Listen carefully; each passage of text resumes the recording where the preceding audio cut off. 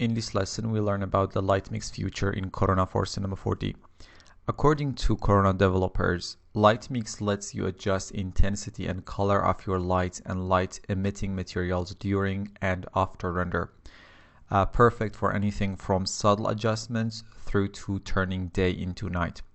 LightMix allows for rendering an image just once and then changing colors and intensities of the light directly from the Corona frame buffer without having to re-render the scene.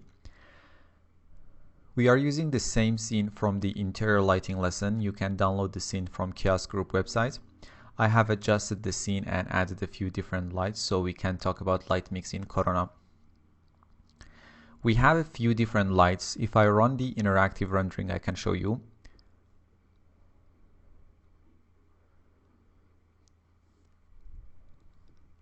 First, we have the ceiling lights, which are Corona IES lights.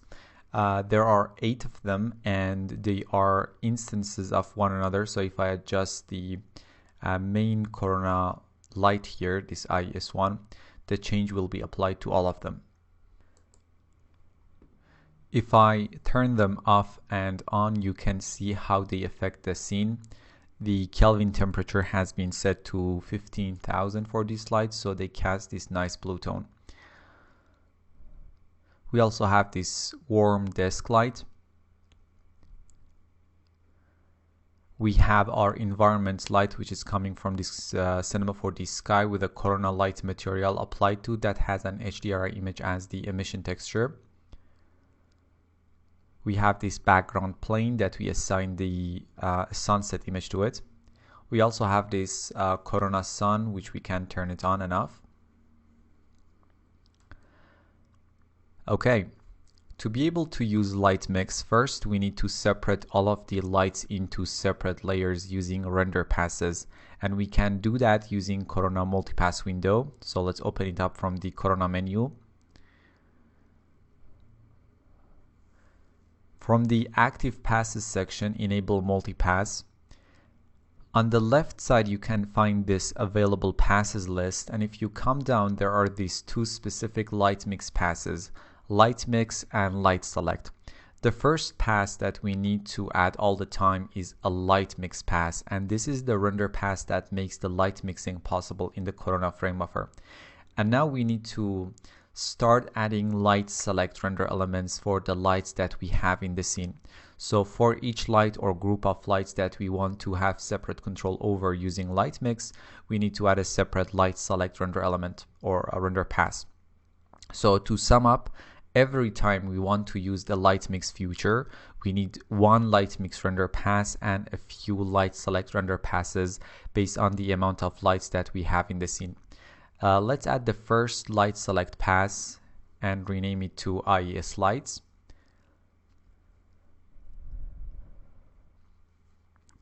Now we need to add the lights that we need to be included in this render pass to this include list on the right side. So select all the IES lights and add them to the list. And make sure to enable apply denoising for this layer, which if you are planning on enabling denoising in your final render, you need to make sure it's enabled so different light mix layers will be denoised individually. Now add another light select pass and rename it to desk light. Select the desk light in the object manager and add it to the list and enable apply denoising. The naming of these render passes does not have to be matched with the light name in the scene. I just do that to be able to recognize them easier later on. Let's add another light select pass and rename it to sun. And add the Corona sun and enable denoising.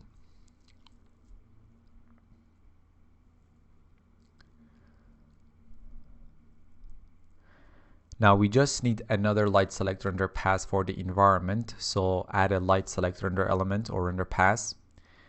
Rename it to sky.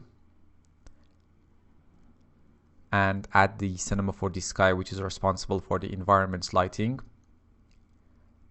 And enable denoising. Perfect. Now, if you start the interactive rendering, I'm going to wait a bit so the render gets a bit cleaner.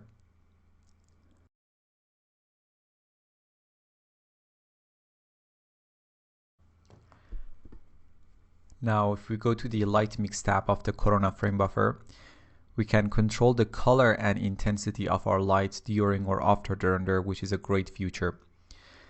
As you can see in this LightMix tab, our different lights has been listed and we can turn them on and off, change their intensity and color. We have our sky or environment, our bluish IES lights, the desk light, the sun, and this unassigned layer which contains the background plane. Corona created this layer automatically. So first let's turn this Corona sun off, as we really don't need it for now. Let's say I want to increase the IES lights intensity. All I have to do is to increase the intensity from, let's say, 1 to 2. And now those lights are getting twice as bright as before. If I select the main IES light in the scene, the intensity for it is set to about 10 watts. So when we change the intensity from 1 to 2 in the light mix, we basically use 20 watts as their intensity. Let's say we want to change the IES light's color to a much more saturated blue. So let's do that.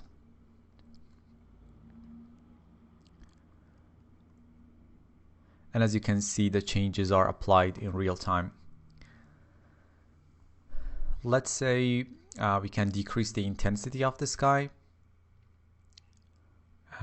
We need to kind of reduce the intensity of the background plane illumination to match it with the environment's lighting if we want to get a night light. Let's make the desk light a bit yellower.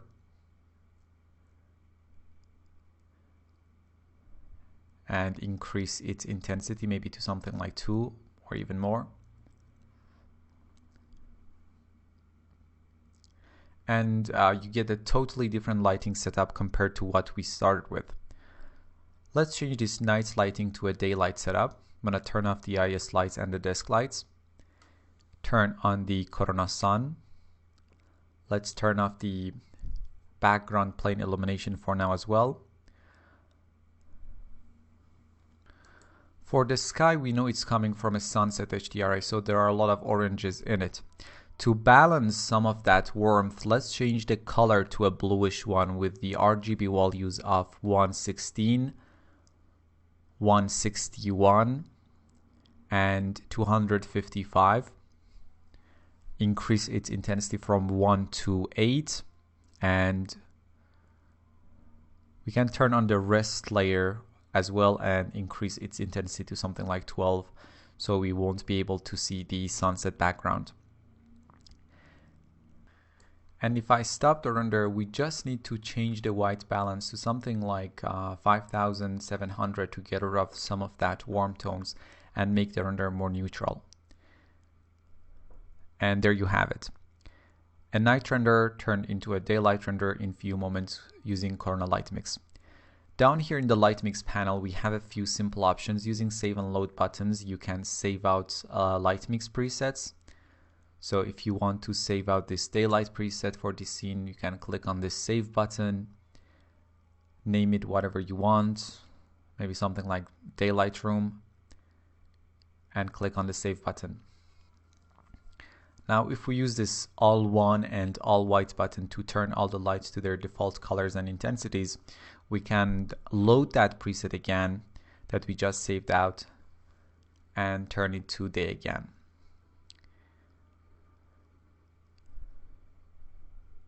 Using this toggle all, you can turn all the lights on and off. Let's set all the lights to their default intensity by using all one button and turn off the Corona sun. And using this convert to scene button, you can bake the altered colors and intensities in the LightMix panel to the actual settings of the lights in the scene. When you set up different render passes, you can see those render passes right here in the frame buffer. If you take a look at them, you see we have our beauty pass, which is the original render without LightMix adjustments, our interactive LightMix render pass, then the IES lights, the desk lights, the environment sky, and the corona sun. So in order for LightMix to work, it needs these individual passes. To disable the LightMix feature, you just need to delete or disable all these render passes from the multipass window. One thing I would like to note is that if you are trying to lean on LightMix in a specific render, it would be much wiser if your light sources had more neutral colors, closer to white, than using extreme colors, because you can easily change white to any color, but changing a very warm light source to a very cold one might not be that doable. For example, if I select this desk light in this scene, you notice it has a very orangish color. And in the LightMix, if we set its color and intensity to the default values and turn off the rest of the lights, if you try to change its color to a blue color, you notice because the original color of the light is orange, when you set a color in your color picker, it's not a one-to-one change. But if I stop the render and change the original color of the light to white and start the render again,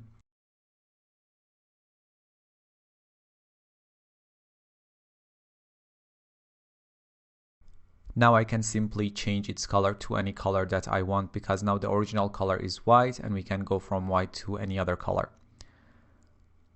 Okay, in this lesson we learned about Corona LightMix. See you in the next lesson.